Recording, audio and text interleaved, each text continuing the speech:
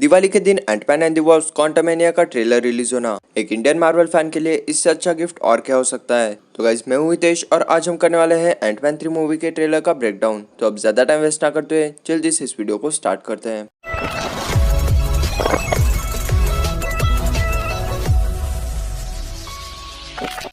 तो ट्रेलर की स्टार्टिंग में हमें दिखता है स्कॉट लैंग जो सैन फ्रांसिस्को की सड़कों पे घूम रहा है, यानी मॉर्निंग वॉक पे निकला है। फिर हमें दिखता है कि स्कॉट अभी फेमस हो गया है और लोग उसे पहचानते हैं। ये चीज हमने मिस मार्वल सीरीज में भी नोटिस की थी, जहां हमें स्कॉट लैंग का बिग मिली टील में नाम का एक पॉडकास्ट दिखा था और लोग अब स्कॉट लैंग को पहचानते हैं। ये उसके लिए बहुत बड़ी बात है, क्योंकि एमसीयू में हमेशा यही दिखाया है कि स्कॉट को कोई नहीं पहचानता। एंटमैन मूवी में फाल्कन ने नहीं पहचाना, सिविल वॉर में टोनी स्टार्क ने नहीं पहचाना और एवेंजर्स एंड गेम में बच्चों ने उसके साथ सेल्फीज इसलिए नहीं ली थी क्योंकि वो उसे पहचानते नहीं थे। इसलिए स्कॉट का फेमस होना उसके लिए बहुत बड़ी बात है। फिर हमें स्कॉट के पॉपुलर होने के बाद वाले शॉट्स दिखते हैं, जहाँ हमें दिखता है कि स्कॉट लैंग ने एक बुक लिखी है जिसका नाम है look out for a little guy, और इस बुक के प्रीमियर के लिए वो होप एंड डैन के साथ रेड कारपेट इवेंट में भी जाता है। इसके अलावा स्कॉट जहाँ पहले काम करता था, यानी बास्किन रॉबिन्स, वहाँ उसे एम्प्लॉय ऑफ द सेंचुरी का टाइटल मिलता है। लेकिन फिर हमें एक सीन दिखता है जहाँ एक बूढ़ा शॉपकीपर स्कॉट को कहता है थैंक यू स्पाइडरमैन, जिससे हमें दो बातें पता चलती है। नंबर 1, स्कॉट लैंग एक सुपर हीरो, एक एवेंजर है, ये सबको पता है, लेकिन वो कौन सा सुपर हीरो है इसके बारे में कुछ लोगों को नहीं पता है। नंबर 2,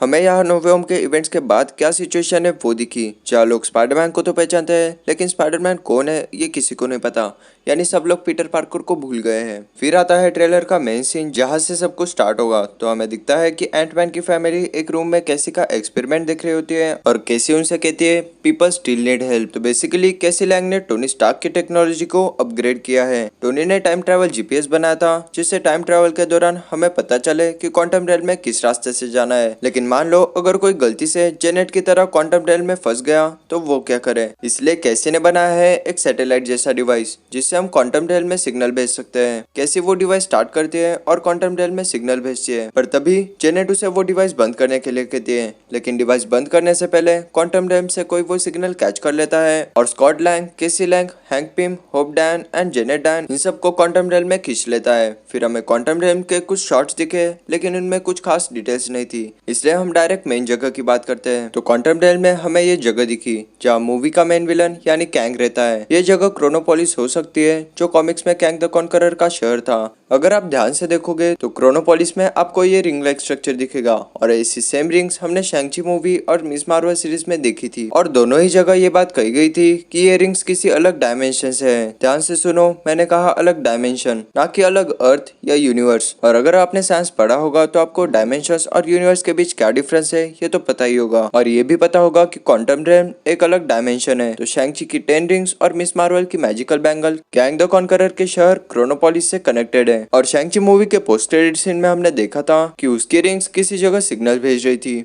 इसके अलावा मिस मार्वल ने क्लैंडस्टाइन की बैंगल को यूज करके time travel and place swap किया था। तो इससे ये कंफर्म होता है कि कैंग द कॉन्करर क्रोनोपोलिस से टाइम ट्रैवल एंड टेलीपोर्टेशन कर सकता है। और ये भी कंफर्म होता है कि Shang Chi, Ms Marvel, Loki series, Ant Man 3 और एवेंजर्स कैंग डायनेस्टी ये सब कुछ आपस में कनेक्टेड है। इसके अलावा जेनेट ये कहती है कि उसने क्वांटम रेल की कुछ बातें सबसे छुपाई है। तो इसका मतलब ये है कि जेनेट को कैंग द कॉन्करर और क्रोनोपोलिस के बारे में थोड़ा बहुत पता है, और शायद इस मूवी में जेनेट स्कॉट और होप को गाइड करेगी कैंग के अगेंस्ट लड़ने में। फिर हमें कैंग द कॉन्करर का कॉमिक एक्यूरेट लुक दिखता है और कैंग स्कॉट से कहता है This place, it isn't what you think. I can get you hope and give you more time if you help me.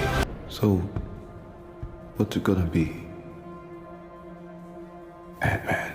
तो यहाँ हमें पता चल रहा है कि कैंग स्कॉट लैंग यानी एंटमैन को जानता है और उसे एंटमैन की मदद चाहिए, और इसके बदले वो एक डील करेगा कि अगर एंटमैन उसकी मदद करता है तो वो एंटमैन को क्वांटम रेल से बाहर निकालेगा और उसे और समय देगा। अब क्वांटम रेल से बाहर निकालना तो समझ आता है, पर टाइम की बात तो मुझे भी समझ नहीं आई। शायद सेकंड ट्रेलर में कुछ हिंट मिल जाए या फिर कैंग जो कहना चाहता है वो बातें क्लियर हो जाए। इसके अलावा मैं क्रोनोपोलिस से रिलेटेड एक और डिटेल दिखाना चाहता हूँ। तो ये देखो, क्रोनोपोलिस के आसपास कितने सारे टनल्स है जिनसे कैंग टाइम ट्रैवल कर सकता है। एक्चुअली इन टनल्स को टाइम वोर्टेक्स कहते हैं। तो टाइम वोर्टेक्स से कैंग डिफरेंट टाइमलाइंस में जा सकता है और उन टाइमलाइंस को चेंज करके डिफरेंट पॉसिबिलिटीज क्रिएट कर सकता है। और जैसा कि हम सबको पता है, different possibilities and different outcome से बनता है मल्टीवर्स। मतलब एक ही जगह से कैंग टाइम और मल्टीवर्स दोनों को कंट्रोल कर सकता है। तो गाइस, ये था एंटमैन एंड द वास्प क्वांटमैनिया के ट्रेलर का एक डिटेल ब्रेकडाउन वीडियो। अगर आपको इस वीडियो से कुछ नई बातें पता चली हो तो वीडियो को लाइक कर दो और चैनल पे नए हो तो चैनल को सब्सक्राइब भी कर दो। और इन डिटेल्स के अलावा अगर आपके पास कोई इंटरेस्टिंग डिटेल हो तो वो डिटेल कमेंट्स में जरूर बताओ। तो आज के लिए बस इतना ही। मैं मिलता हूँ नेक्स्ट वीडियो में। Good bye.